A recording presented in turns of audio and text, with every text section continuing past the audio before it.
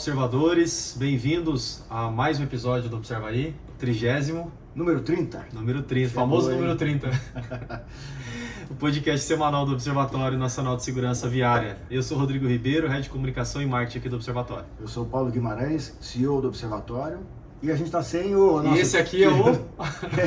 o Pedro. O Pedro fugiu bem Pedro. no 30º episódio. O primeiro episódio sem o Pedro aqui. Eu já faltei alguns já, mas o Pedro é a primeira vez. Onde o Pedro tá? Cadê o Pedro? Cadê o Pedro? Onde está o Pedro? Tem um motivo importante, daqui a pouco a gente fala o porquê do Pedro não estar aqui. Tem pauta então? Tem pauta. Boa. Tem pauta. Bom, o assunto de hoje é um assunto polêmico e acho que interessa muita gente. As autoescolas, Paulo, elas irão acabar? Essa é uma pergunta muito interessante, porque... E tem o porquê da pergunta. Dessa pergunta, né? No episódio passado, semana passada, a gente comentou sobre uma notícia de um projeto de lei que já está tramitando desde 2020, final de 2020, e que ele tem como objetivo, né, fazer uma modificação na legislação de trânsito, no Código de Trânsito Brasileiro, e tirar a obrigatoriedade dos candidatos à obtenção à Carteira Nacional de Habilitação de passarem por autoescola. Então, o que fala o projeto de lei, assim, de forma resumida? Que para a parte teórica, né, então lembrando que o processo de habilitação ele é composto por uma parte teórica e uma parte prática. E para a parte teórica, então vai ser admitido, se esse projeto for aprovado, a autoinstrução. Então você vai poder acessar os conteúdos lá que são relacionados ao processo de habilitação, estudar por conta própria, né, e ir lá e se submeter a fazer a prova diretamente no Detran. Então esse é um ponto. E com relação às aulas práticas, também fica eliminada a necessidade dessas aulas, e se ele precisar, né, fazer aula, todo mundo precisa treinar e tal, isso poderá ser feito com instrutores independentes, não vinculados às autoescolas, que são centros de formação de condutores. Então isso é uma notícia que mexe muito com esse mercado de trânsito, de habilitação, e que pode ter vários desdobramentos, porque como é uma proposta legislativa, e no projeto de lei a gente não viu muito embasamento técnico para isso, né? Ele se apega mais na questão de custos e burocracia para a população. Então esse é o cerne ali, a intenção do legislador. Eu sinto um pouco de independência também. Isso, livre comércio, né? Como foi proposto por um deputado que vou falar extrema-direita, mas de direita, né? O Kim Kataguiri, que defende muito essa questão de liberdade de mercado e tal. Então eles são com esse foco. Qual que é o impacto disso? É difícil avaliar, porque a gente tem hoje um processo de formação de condutores que ele foi muito remendado ao longo do tempo. Né? No capítulo passado a gente falou um pouco sobre isso também, e ele foi remendado a partir de grupos de pressão, né? A partir de ações de grupos de pressão. Então, um grupo puxando para um lado, outro grupo puxando para o outro, um deputado interfere, troca governo, muda a visão. A gente não tem hoje no processo de formação de condutores um processo que tem começo, meio e fim, baseado numa lógica, num conceito. Foram sempre remendos pontuais? Remendos pontuais. O Código de Trânsito Brasileiro é uma imensa colcha de retalhos, né? A gente tem assim, dezenas de leis que já modificaram o Código de Trânsito, está com mais de 25 anos, e a gente tem mais de 1000 resoluções. Então, assim, dentro da hierarquia das leis, né, a gente tem a Constituição Federal, que é a nossa lei magna e tal, a gente tem as leis federais, depois a gente tem as resoluções, que são normas que complementam a legislação. Então, são as resoluções do Conselho Nacional de Trânsito que têm força de lei, porque o CONTRAN, na lei, tem essa atribuição de emanar normas, e a gente tem algumas portarias que regulamentam essas normas. Então, assim, são milhares, e até para a gente acompanhar, a gente que trabalha com trânsito, você tem um esforço adicional. Então, toda essa construção desse processo de hoje sofreu várias interferências ao longo dos anos, né? E hoje o resultado está aí. Eu acho que o setor sofre com uma questão relacionada à imagem, porque assim como qualquer área de trabalho, como qualquer mercado, você tem bons e maus profissionais. E o que a gente acaba tendo acesso, né, o que vai para a imprensa, o que vai para a mídia, são aquelas coisas que aconteceram de forma errada e tal.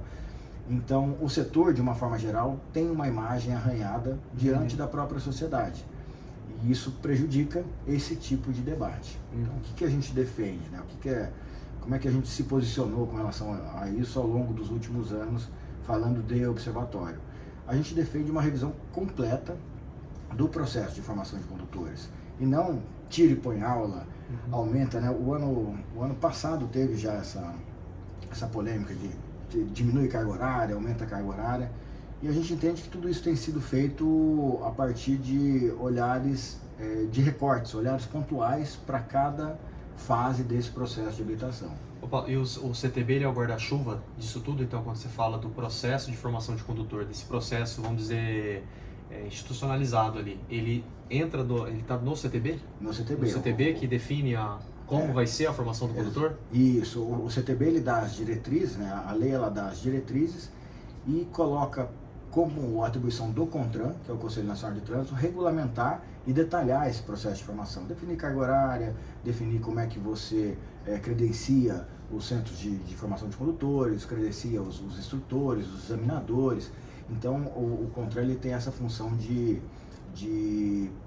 detalhar o processo executivo mesmo, né? De como é que isso vai acontecer. O CONTRAN ele é assessorado por órgãos técnicos. Então, o CONTRAN ele é composto hoje por ministros de vários ministérios, eles se reúnem algumas vezes por ano e decidem sobre os assuntos de trânsito. E essas decisões do CONTRAN, elas são baseadas em propostas de novas resoluções ou de alterações que passam pelas câmaras temáticas. Então, a gente participa de algumas, né, enquanto observatório, e a câmara temática é formada por especialistas que constroem as propostas, validam isso num colegiado. Geralmente isso passa, né, ou deveria passar por uma consulta pública, e aí vai para a decisão final do contrato, que pode modificar ou não o que está sendo proposto ali pelas câmaras temáticas. Em 2015, eu estava na minha outra passagem pelo observatório, a gente fez 2 anos de dedicação quase que exclusiva em cima do processo de formação de condutores. Demandou muita audiência pública, debate com vários tipos de grupo, a gente conversou com os instrutores, com quem forma os instrutores, com os DETRANs, com a população, enfim, todo mundo que é envolvido nesse processo. Foram dezenas de profissionais trabalhando nessa proposta e a gente partiu de um princípio, né? Esse era a grande discussão. Qual é o nosso ponto de partida para o processo de formação de condutores? E eu lembro que foi até a Roberta Mantovani, né, que conduziu toda a parte pedagógica desse processo. E o que a gente trouxe de conceito para propor esse novo processo? Então, primeiro ponto, a gente olhou para o contexto da segurança viária no Brasil e identificou, de forma científica, vamos dizer assim, qual é o grande problema que a gente tem na segurança no trânsito. Caímos no comportamento, né, que a gente já tem esse sentimento, mas a gente vai comprovando isso cientificamente. Então, se é comportamento, qual é a interferência do processo de formação de condutores nesse comportamento? Então, esse foi o vínculo que a gente criou e a gente foi e olhou para o cenário da segurança no Brasil, olhamos para os objetivos de desenvolvimento sustentável, para as metas da ONU, aquela coisa toda, e a pergunta que foi feita é o seguinte: para a gente chegar naquilo que o Brasil se comprometeu como meta, e olhando para o processo de formação de condutores, qual é o perfil de condutor que a gente precisa para o Brasil, porque cada país tem a sua característica, qual é o perfil que a gente precisa de condutor para o Brasil para a gente poder reverter esse quadro? Então essa foi a primeira pergunta que a gente fez para propor um novo processo. Depois a gente olhou, falando, tá bom, definimos um perfil de condutor, e aí tem toda a parte de pedagogia, de psicologia que nos ajuda com relação a isso. Então definimos o perfil de condutor, qual é o conteúdo que esse condutor precisa acessar para poder se conscientizar, enfim, se educar da forma que precisa ser feito para a gente ajudar o Brasil. Então a gente definiu lá os conteúdos, e aí para aplicar esses conteúdos, né, como é que a gente vai fazer a aplicação desses conteúdos? Então a gente definiu, na época tinha muita discussão também sobre os simuladores de direção, a gente fez um processo de avaliação metodológica e pedagógica dos simuladores, e entendeu que o simulador era importante para uma fase que a gente criou chamada pré-prática. Então você faz a fase teórica do processo, depois você passa por uma pré-prática. O que é ali na pré-prática? O que você vai trabalhar no simulador? é desenvolver principalmente automatismos. O que é isso? Todo mundo que começa a dirigir tem aquele cacuete de olhar, por exemplo, para o câmbio para poder passar a marcha. Quem já dirige há algum tempo não precisa mais olhar para o câmbio. Então a ideia da pré-prática é começar a desenvolver algumas práticas que ajudem quando o candidato chegar na fase prática mesmo, de pegar um veículo real, ele esteja um pouco mais preparado para... Familiarizado ali com a situação. Familiarizado com câmbio, com direção e tal, porque tem gente que nunca sentou num carro. Então, isso gera uma economia de tempo, gera uma economia financeira, combustível, ganho ambiental, porque você não precisa ter o veículo circulando na rua tantas vezes e tal. Então a gente propôs essas fases, né? A teórica, a prática, a pré-prática e a prática. Então o que eu estou falando aqui? Eu estou falando que a gente definiu um perfil, definiu os conteúdos e definiu a metodologia de aplicação desses conteúdos. E aí a gente deu mais um passo atrás, né? Qual é o perfil do instrutor para poder aplicar essa metodologia, fazer esses conteúdos chegarem lá no nosso candidato? Então também foi feito dentro desse trabalho todo um processo de revisão do processo de formação de formadores, foi assim que a gente chamou, porque você tem as instituições que são os CFCs, que são os Centros de Formação de Condutores, mas você tem outras instituições que são credenciadas pelos DETRANS também, que formam os formadores, né? Que os instrutores, os examinadores, os diretores de ensino, os diretores gerais de CFC. E aí a gente redefiniu também, fez uma proposta de redefinição do processo de formação, né, estabelecendo quais são os requisitos para o cara ser um instrutor, enfim. E aí, um outro passo, a gente fez um olhar para as instituições de ensino. Então, qual era o grande desafio nessa fase? Era, primeiro, tirar essa imagem arranhada que o setor tem e transformar os centros de formação de condutores em verdadeiras instituições de ensino. E a gente foi muito crítico quando a gente avaliou o processo atual de formação, porque, e eu vou falar aqui em linhas gerais, tá? Eu sei que tem instrutores, autoescolas que são muito dedicados e que entregam muita qualidade. Mas, em geral, né, o que a gente percebe é que há um problema cultural, tanto de quem oferece a formação, porque treina as pessoas, a gente até brinca, né? O Ramalho tem uma fala bem ácida com relação a isso, que ele fala que a gente adestra as pessoas a passarem numa prova. A gente não ensina as pessoas a conduzirem um veículo de forma segura, de acordo com as normas. Então, esse processo de adestramento, ele seria eliminado. A gente realmente levaria conhecimento para esses alunos, para esses candidatos, né, que é o nome correto. Então essa foi toda a discussão que foi feita. E também, né, a gente colocou lá algumas sugestões de trabalho que precisa ser feito com a sociedade, né? Porque se por um lado a gente joga pedra nos CFCs, critica o processo de formação, por outro lado, a própria sociedade demanda esse tipo de serviço dessa forma. Então, é comum a gente encontrar entre os nossos amigos, nossas redes sociais, pessoas que buscam a autoescola que vai te passar mais rápido na prova, com menor custo. Ninguém se importa com a qualidade do ensino na autoescola. Então isso é uma coisa que precisa ser revertida também. Também é um trabalho da gente chamar a atenção das pessoas, que é um processo educacional, que é um processo necessário para a segurança de todos no país, e que ele precisa ser encarado dessa forma. Né? Você não vai colocar o seu filho numa faculdade só porque você quer o diploma, você quer que ele aprenda, você quer que ele se torne um profissional e tal. Então o mesmo se aplica aos condutores. Esse processo foi para frente, passou pela Câmara. Essa era a minha próxima pergunta. O que aconteceu com isso tudo? Eu tô falando sem parar. De frente com o Rodrigo hoje, Paulo. De frente Você estava segurando as piadinhas, né, do tio do pudim, do pavê. Não, eu quero saber o que aconteceu com tudo isso que vocês fizeram. Um trabalhão, assim, depois de revisado e tal, mais de 1000 páginas, porque a gente chegou, Rodrigo, até ao banco de questões. Né? Então a ideia, assim como teve no Enem agora, né, a gente tem um banco nacional de questões, começou a ser trabalhado pelos DETRANS, não foi para frente, mas era um banco nacional com base nesses conteúdos e metodologias, porque também a gente começou a notar de um estado para o outro uma facilidade ou uma dificuldade maior ou menor para ser habilitado. Provas que cobram mais, provas que cobram menos e tal. Então era uma padronização geral. A gente tinha, inclusive, desenhou as fichas de cada aula. Então, dentro de um processo de formação, por exemplo, na parte prática ou até na pré-prática, quais são os conteúdos, né? E a Roberto usou uma metodologia chamada matriz GDE, né, que tem a ver ali com os níveis de aprendizado e tal, um trabalho assim, sensacional do ponto de vista pedagógico. E a gente definiu, inclusive, o roteiro de cada aula que o seria aplicada. Que ele seria aplicado.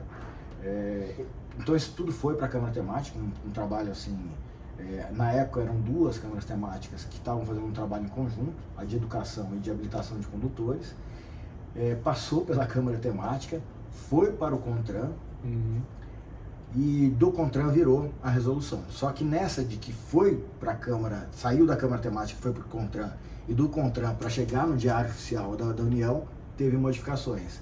E aí, como a gente falou no capítulo anterior, foram colocados alguns jabutis, obriga isso, desobriga isso e tal, mexeram na estrutura, e aí ficou uma coisa descaradamente beneficiando alguns setores. Houve um levante com relação a isso, e 1 mês e meio depois ela foi revogada e nunca mais ela foi rediscutida.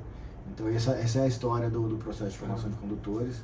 Então, respondendo à pergunta, não sei se as autoescolas... É necessário, mas... É necessário, todo talvez não nesse formato proposto, né? Porque assim, todo aprendizado precisa, você precisa ter o professor ali, a figura do professor é uma figura muito importante na vida de todo mundo. O educador, né? O educador. Então eu acredito muito que a gente tem que ter direcionamentos, tem que ter instituições, tem que ter profissionais para poder passar esse conteúdo, que só a autoinstrução talvez não seja legal. Porque às vezes um complemento, né? Às vezes utilizar um pouco do que a gente tem hoje nessa era digital, né? Usar um pouco das ferramentas digitais, mas não necessariamente sozinho, né? E o professor, o instrutor, o educador, ele pega aquilo que está escrito e traz comparativos com o dia a dia, traz a sua experiência. Isso é importante, né? Essa troca didática é importante. Então, é um assunto que precisa ser acompanhado. Eu acho que a gente retoma, a gente vai ter a recondução, ou enfim, a recomposição das câmaras temáticas no começo do ano que vem. Vamos ver como é que a nova Senatran... Como é que chega isso até as câmaras, né? A gente até fez uma busca agora, eu acionei o nosso núcleo de esforço legal, que cuida da parte de legislação e tal, para a gente fazer uma avaliação sobre a agenda regulatória da Senatran. O que é isso? De 2 em 2 anos, a Senatran faz uma consulta pública e divulga a sua agenda regulatória. O que é a agenda regulatória? São os temas que vão ser trabalhados naqueles 2 anos. Então, teoricamente, os assuntos que não estão na agenda regulatória não podem entrar em discussão, e aqueles que estão na agenda regulatória precisam ser priorizados. Então agora um dos trabalhos que a gente quer entregar agora no final do ano, começo do ano, é uma análise sobre a agenda regulatória ela foi publicada no final de 2022, então ela tem vigência para 2023 e 2024, e pelo site do Ministério dos Transportes, agora, né? Como é que ficou? Ministério dos Transportes mesmo. Não tem informação de como é que a agenda regulatória andou. Então essa é a situação que a gente está hoje. Beleza. E acho que até entrou em pauta aqui por conta do rito de urgência. Acho que era alguma coisa nesse sentido, não é? Isso, ele entrou com o rito de urgência. Você trouxe aqui para nós por conta disso, né? Mas não justificou o rito de urgência, né? Eu estou aqui com o requerimento de urgência. Apenas cita aqui o regulamento. Eu não sei, não consigo identificar exatamente por que esse assunto voltou à tona. Alguém deve ter questionado o deputado, enfim. Mas o assunto vai voltar à discussão aí. E mais novidades a gente traz aqui para vocês também. Traremos sempre, toda semana. Então tá bom. Então trazendo um pouco agora para a nossa agenda, por que o Pedro não está aqui hoje, Paulo? Pedro foi para Ampete. Foi para a praia? Foi pra praia, é verdade. Não sei se ele vai pegar a praia lá, porque com a chuva que deu esses tempos aí, eles devem estar se recompondo lá. 37º Congresso de Pesquisa e Ensino em Transportes. A Ampete é a Associação Nacional de Pesquisa e Ensino em Transportes, é o congresso mais famoso, assim, mais relevante para esse setor. E o Pedro foi lá acompanhar primeiro o lançamento do livro. E não está sozinho lá? Não está sozinho, está com o professor Tiago. Com a equipe. Tá com a equipe do Paraná. Tem alguns observadores certificados lá também, que eu sei que estão por lá. E eles foram lá apresentar alguns trabalhos, né, um estudo naturalístico, uma derivação do estudo naturalístico. São 4. São 4. Tem um trabalho sobre indicadores que está sendo colocado lá também e tal. E o lançamento do livro Segurança no Trânsito, o antigo Segurança Viária. Então é a 3ª edição desse livro. É um livro que ele é encabeçado pelo professor Coca. Teve a participação do professor Tiago, teve a participação do Pedro. Eu tive também uma participação lá nesses processos de revisão. E então o Observatório abraçou o livro Segurança no Trânsito e a gente lança essa 3ª edição lá na Ampet hoje à noite. Eu não sei quando você vai estar escutando, né? Será lançado na quarta-feira hoje, mas não sei como foi, quarta, dia 7. Mas só que hoje é terça, né? Hoje é terça, perdão. Perdão. Terça-feira, dia 7. Dia 7, é isso aí. Dia 7 de novembro sendo lançado lá.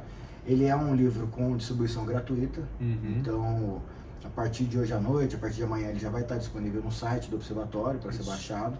E é uma bíblia, bíblia da segurança no trânsito, é uma baita de uma leitura legal porque ele traz não só dados técnicos, mas traz dados de contexto. Fala um pouco sobre o contexto da segurança no trânsito, a evolução que a gente teve no Brasil, o Penatrans que não tinha nas versões anteriores, né? Então é bem legal, para quem estuda esse tema, é uma bíblia, baixa lá no site do Observatório, vai ter aí um conteúdo super atualizado, o mais atualizado que a gente tem hoje disponível. Então tá desculpado a ausência do Pedro, né? Tá desculpado. Tá desculpado, chefe? Tá desculpado. Então, ele já mandou notícias? Depende, né? Se ele tá na praia mesmo, se ele tá no congresso. E estamos com as inscrições da turma 11 de observadores certificados aberta, né? As inscrições elas ficam abertas até o dia 24 do 11, então nós já tínhamos vários interessados na formação, então você, profissional que já atua ou tem o desejo de atuar com segurança viária, com segurança no trânsito, acesse o site do Observatório, lá a gente tem o edital completo, todas as informações.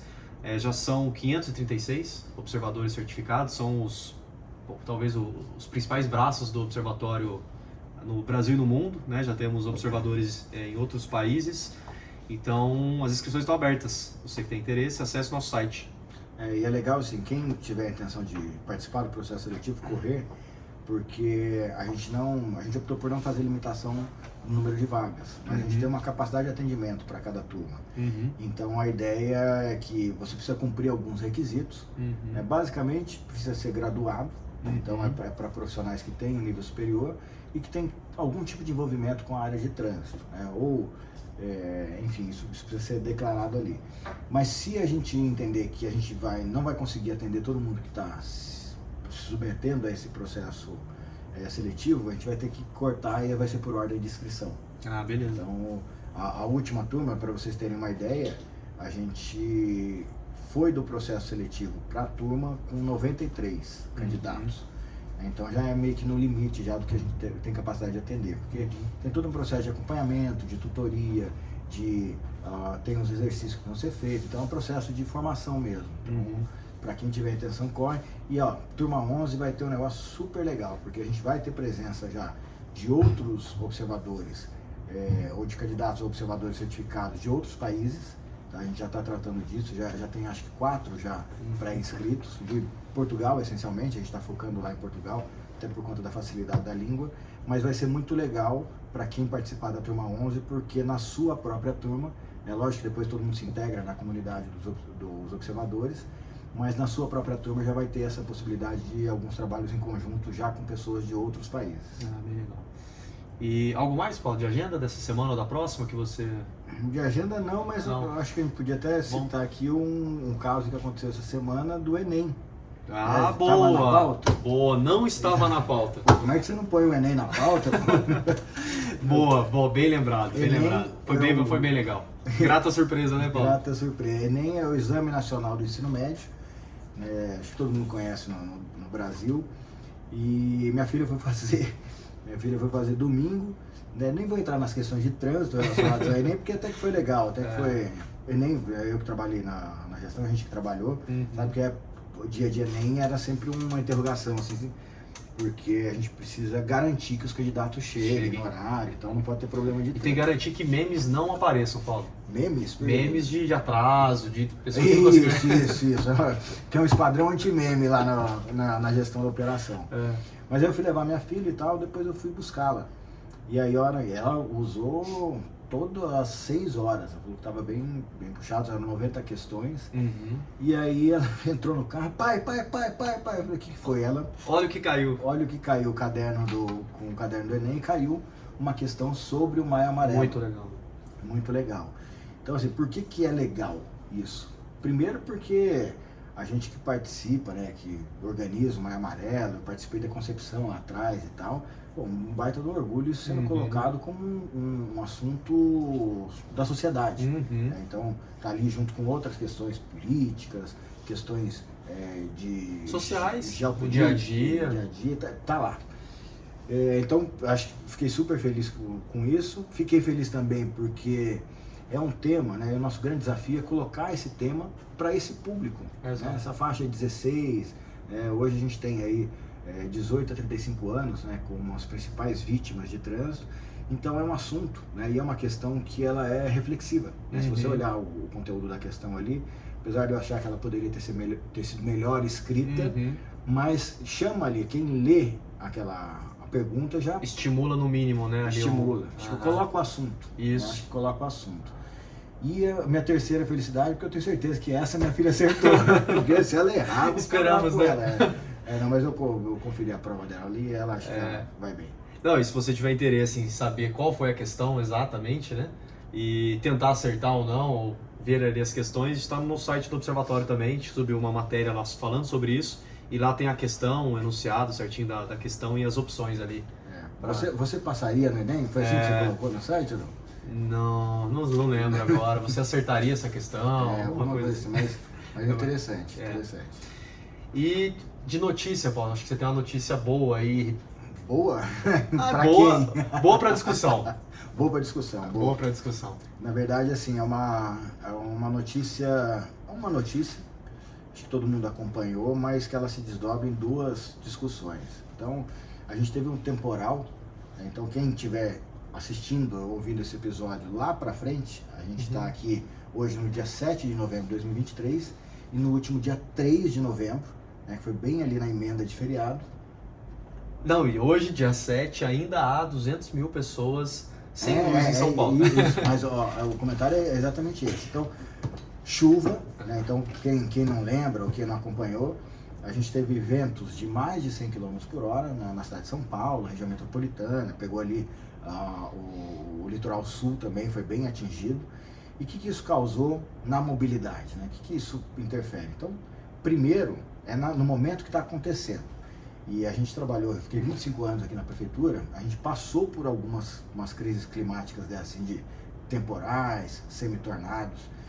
Então, assim, qual que é o impacto disso no trânsito? Primeiro, caos total, né? Porque você tem... A cidade de São Paulo ficou com mais de 650 semáforos inoperantes. E tem alguns que estão até hoje, né? Tem 3 regiões da cidade que ainda estão sem energia até agora. Então, primeiro é caos total. Quem está na operação, como são temporais como esse, eles geram muitas ocorrências. Se não me engano, foram 800 árvores que caíram lá na cidade de São Paulo. Então, quem está na operação, a gente tem dificuldade, primeiro, com informação, porque quando tem temporais muito fortes, tempestades, os sistemas de celular acabam falhando.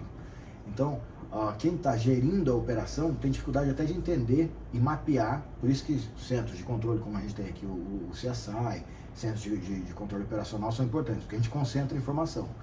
Então, primeira dificuldade é entender o que está acontecendo, saber quais são as regiões impactadas e qual a gente tem que priorizar, porque numa situação como essa, acontece um monte de coisa e a gente não consegue atender tudo de forma tão rápida.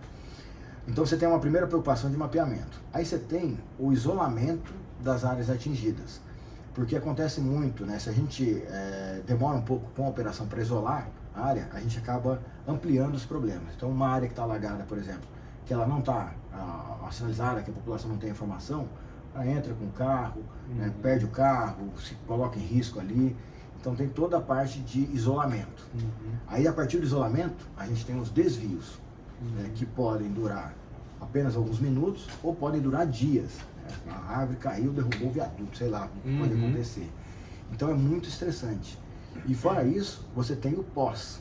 Passou a tempestade, limpeza da via, do mesmo jeito que cai a árvore, cai um monte de placa, destrói semáforo, fica um caos a cidade. E a cidade de São Paulo está passando por isso.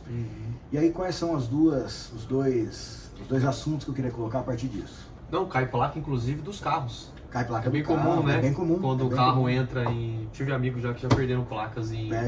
se arriscando ali numa... Placa de carro, calota. Aham. E é perigosíssimo, porque às vezes você tem, junto com as chuvas, às vezes um rompimento de uma adutora, né, de uma tubulação que é subterrânea, que abre um buraco grande na via e que ele está coberto pela lâmina d'água. Então, aconteceram vários casos de pessoas perderem inclusive a vida porque achava, né, olha ali, a água está um pouquinho para cima da guia, dá para passar com o carro, mas tem um buraco enorme ali que não está visível.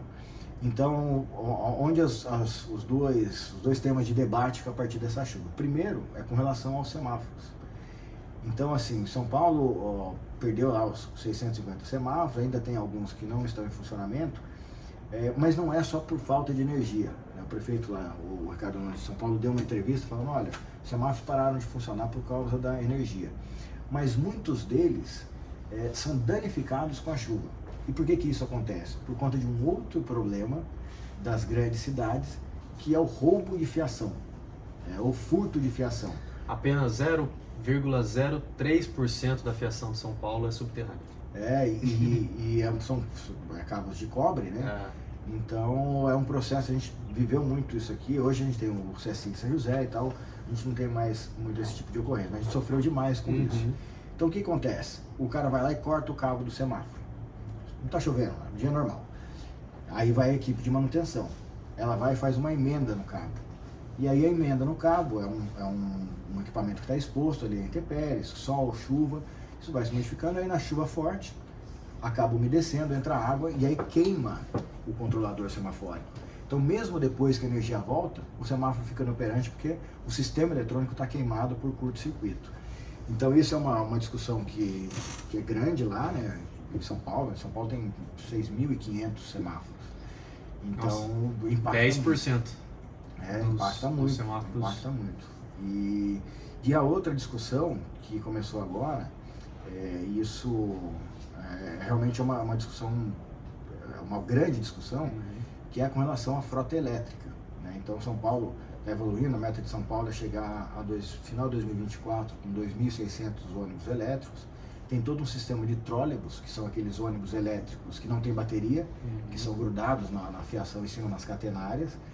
E São Paulo está sem energia em algumas regiões até hoje. Então o negócio aconteceu dia 3, hoje é dia 7, e tem algumas regiões que estão sem energia. Então qual é a discussão agora? Num caso desse, numa frota de transporte público 100% elétrico, qual é a solução? Como é que a gente... E transporte público é essencialíssimo para as pessoas, né? Para o transporte, para a cidade, para tudo. Então, como é que as cidades vão encarar esse desafio do fornecimento de energia para a rede de transporte nos casos de calamidade como esse? Então, é uma discussão que está acontecendo e é por isso que eu trouxe essa notícia aqui, porque não tem ainda uma resposta correta. Então, você tem alternativas. Vai ligar geradora diesel, vai... São José dos Campos, por exemplo, tem usina fotovoltaica para geração de energia, beleza. Só que o problema está na transmissão, não está só na geração. A energia não chega. E é diferente de você pegar na engenharia, enfim, no transporte, tem um carro, um caminhãozinho que a gente chama de meloso, né, uma melosa, que ele leva combustível. Então, assim, a gente já viveu situações aqui, por exemplo, em São José, de cair uma ponte, um bairro ficar isolado. Então, um ônibus ficou para um lado e o outro ônibus para o outro lado, as pessoas só conseguiam atravessar a pé, e aí a gente abastecia esse ônibus com um caminhão de combustível que ia até o local. Não dá para a gente levar um gerador, fazer uma chupetona no ônibus lá. Então, essa é uma discussão que vai ganhar temperatura aí nas próximas semanas por conta dessa calamidade que aconteceu. Esperamos que que a energia volte para todos em São Paulo. Bom, e qual a curiosidade da semana, Paulo? Já falei bastante. Dica? Hoje. Você não vai falar nada? Não, é Só diferente eu. com o Rodrigo hoje, pô. Essa é só entrevista. Só entrevista. Bom, dica da semana. Dica da semana, eu lembrei do Pedro. E eu queria falar um pouco sobre faixas de aceleração e desaceleração. Então, quando a gente tem vias que tem um trânsito mais rápido, geralmente vias de trânsito rápido, rodovias, tem um trecho entre os acessos, quando você está se aproximando ou quando você está se distanciando de um acesso, que é uma faixa adicional, e essa faixa adicional ela é chamada de aceleração e desaceleração. Então, qual que é a dica para a utilização dessas faixas? Primeiro ponto, se você está numa via em que você vai acessar um acesso, vai adentrar um acesso, use essa faixa para desacelerar. Então, é comum a gente ver as pessoas desacelerando na faixa de circulação para poder entrar na faixa de desaceleração. Ela é projetada, e se ela estiver corretamente projetada, ela é projetada de acordo com a distância do acesso e a velocidade da via. Então, para que ela é projetada? O que a engenharia determina para esse caso? Você está circulando na velocidade da via, na faixa de circulação, e ela tem até um ângulo de entrada, se você perceber, um ângulo de entrada e de saída. Então você vai para essa faixa adicional, que é a faixa de desaceleração, e a partir dali desacelera o seu veículo. Então a gente calcula, um exemplo, a velocidade na via é de 80 por hora, e a velocidade de entrada no acesso é 30. Então o tamanho dessa faixa de desaceleração tem a ver com a distância de frenagem segura, o tempo seguro que o veículo leva para poder reduzir de 80 para 30 e fazer a manobra de forma segura. Então muitas pessoas diminuem a velocidade lá. E outra dica importante, se a via está bem projetada, ela tem um raio de giro, que é aquela curvinha entre as esquinas ali, projetado de acordo com a velocidade, de acordo com essas características. Então, se você usar uma faixa de desaceleração, e eu vejo isso muito acontecer também, não precisa abrir a curva para a faixa de circulação para poder voltar e fazer a curva. O raio já permite isso. E o mesmo vale para quando você está saindo de um acesso e vai entrar na pista, principalmente em rodovias. Use essa faixa para sair dos 30 por hora e chegar a 80 por hora, e aí então você vai e faz a sua transposição de faixa para a faixa de circulação. E aí uma última dica importante, que eu acho que essa um dia a gente vai precisar fazer um desenho para poder ilustrar melhor. Você tem situações, vou pegar aqui o viaduto do anel viário, por exemplo. Você tem uma faixa ali que ela serve, a faixa mais à direita, ela é para as duas coisas, para aceleração e desaceleração. Então, porque ela tem duas alças lá e tal. Quando você está numa situação como essa, você tem duas situações ali. Você tem gente querendo acelerar e tem gente querendo desacelerar. Então a dica para esse tipo de situação é o seguinte: se você estiver em processo de desaceleração, o trânsito, quando você tem duas pessoas, dois carros querendo usar a mesma faixa, ele precisa funcionar num sistema de zíper. Então quando você tiver uma situação como essa, que você quer desacelerar, você entra atrás do carro que está ali naquela faixa, não na frente, porque eu vejo muitas pessoas entrarem na frente do outro carro e frear. Isso atrapalha o cara que está acelerando para sair. E quem está acelerando, a mesma coisa. Se você está andando de forma paralela com outro veículo, percebendo que ele está ali reduzindo a velocidade, você acelera e vai para frente dele. Então quem está acelerando vai para frente, quem está desacelerando vai para trás. Essa é a dica, que não é do Pedro, mas que Curiosidade não. Tem uma curiosidade também, aproveitando aqui o assunto, mas pode não, falar. Não, pode falar. Não, fala a sua. Você não, na verdade eu pensei aqui numa curiosidade para a gente não perder, cumprir aqui a pauta do episódio, mas foi também com base no Pedro. O Pedro, esse fim de semana, foi assistir a Fórmula 1 e estava contando pra gente, acho que você estava perguntando para ele, sobre o barulho. E segundo o Pedro, o barulho hoje é bem menor do que era antes, até por conta, acho que, do combustível, que é usado hoje. E ele sentiu até que a redução de marcha, ela faz até um barulho maior do que a aceleração em si. Porque os carros de Fórmula 1 agora, eles estão usando um sistema híbrido, que mistura combustão e elétrico. E o elétrico, ele ajuda no empuxo, ali na arrancada. Então o barulho que a gente ouvia antigamente, do V12, da Williams, o V8 e tal, esse barulho é bem menor porque ele tem um apoio. Os motores hoje são bem menores do que eram antes, né? E ele também tem um apoio desse motor elétrico. Então, Então é isso, quer guarda essa para o próximo. Vou guardar? Vou guardar. Guarda, dá para guardar? Não, vou falar. Então fala. Vou falar não, porque tem a ver com a questão dos semáforos também. E é uma curiosidade, né? As pessoas às vezes não têm noção de como é o trabalho da gente manter um semáforo em funcionamento, principalmente em épocas de chuva. E eu aprendi isso na marra, porque em determinado momento aqui da minha vida profissional eu fui responsável pelos semáforos da cidade. Eu ia lá, subia, tem foto minha lá no caminhão, lá trocando lâmpada e tal. E São José dos Campos é uma, se não é a primeira, eu acho que é a primeira, tá? Primeira cidade onde mais cai raio no Brasil. E a gente sofre muito com isso.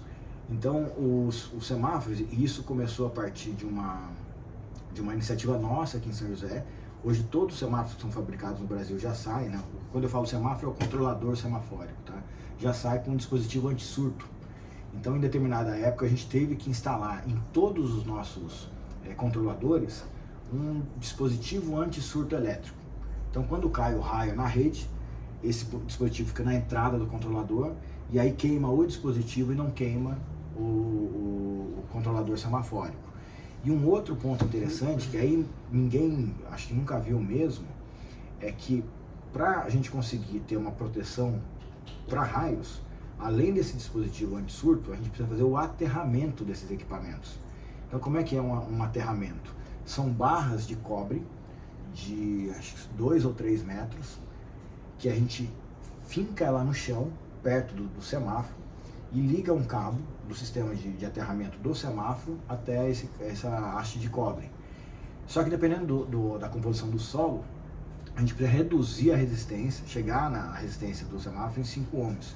E aí dependendo do tipo de solo, a gente não chega. Então a gente precisa colocar uma outra haste, 3 ou 5 metros depois, conectar uma na outra. E teve lugar aqui em São José que a gente chegou a colocar 15 hastes para conseguir atingir a resistência necessária. Então é uma curiosidade, né? Quando você vê uma lampadinha acendendo lá no semáforo, tem toda essa estrutura por trás e por baixo. Tá bom. Pô, 30º episódio tá bom, né, Paulo? Foi bom. Tá bom. Edição comemorativa. É isso. O Vitão não trouxe um bolinho aqui? No 50. Vitão, no 50 a gente traz.